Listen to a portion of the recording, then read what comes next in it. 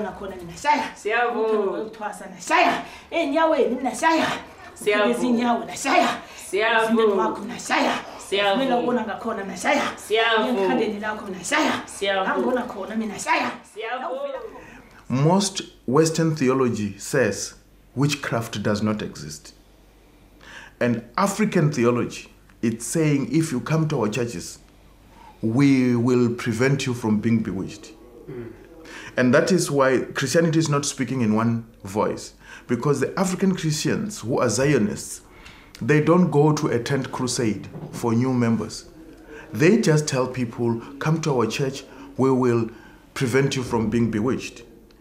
And when Western-oriented churches are saying, witchcraft, it's a myth, it's this, African churches believe it's real. And they even offer prayers for people who are bewitched so that that power should disappear.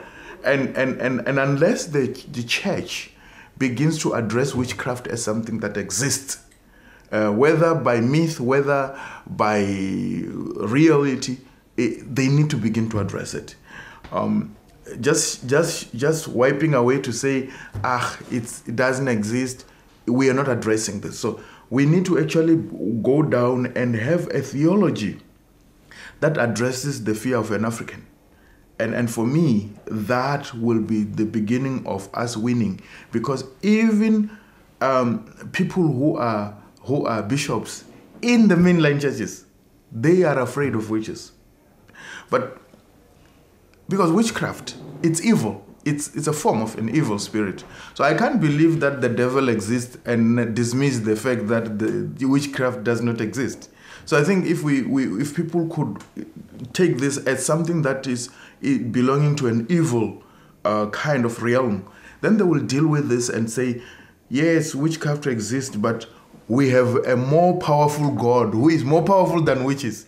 In that way, then you acknowledge it exists, but there's another power that is more than this. When somebody has HIV/AIDS, based on the belief that there's witchcraft, they tend to say, even believe that a person is bewitched. Normally, in Zulu, they will say, somebody uneshlabi, meaning that somebody has something that is pinning him or her inside. And by so saying, they deny the fact that HIV is real. The witchcraft beliefs seem to me to be a very psychological barrier. That immediately when you are bewitched, people give up on treatment. If someone can just say, oh, this is witchcraft, it seems as if it's a license for people to say, oh, if it's witchcraft, then let's just wait for these people to die. It is not real to say somebody who's HIV/AIDS has a demon and it's demon possessed. Once you cast out the demon, then HIV/AIDS is gone. We are talking about blood and spirit. You cannot expect the spirit, you say this spirit cost you this thing.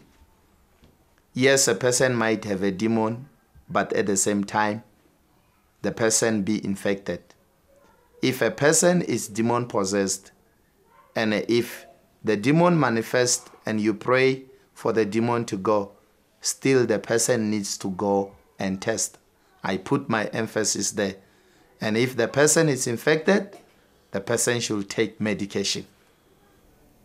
The way I approach HIV and AIDS is this. I approach it like, if in a community there's a lion that broke out of the national park and it's plundering people, you do not sit down to pray first. It doesn't matter whether a person is a traditional healer or it's a whatever. Everyone fights this lion because if they don't fight it, it will kill them.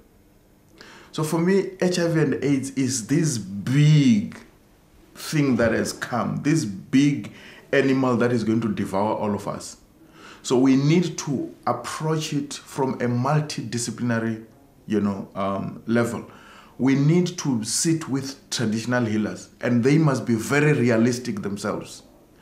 When I was working with the FPD, I had called, together with the Department of Health, traditional healers alone. You don't address them when they are with other people. You have traditional healers who are enlightened about issues of traditional healing. And you put this thing of HIV and AIDS before them, because some of them are lying to people. They're saying they've got a cure for HIV and AIDS when they don't. Indeed, they have got very serious immune boosting mixtures that they have. Of course, the problem we have with traditional healers is the dose, because they are able to assist people to prolong their lives a bit because of the immune boosting medicines that they have. But when they are giving them that medicine, it's destroying other systems of the body, such as the kidneys. So you then need to sit down with them and talk to them. And at the end of that workshop, I was enriched. I was amazed at the fact that they also think this is a pandemic that they don't know how to deal with, but they want to work with people in the hospital. So indeed it is true.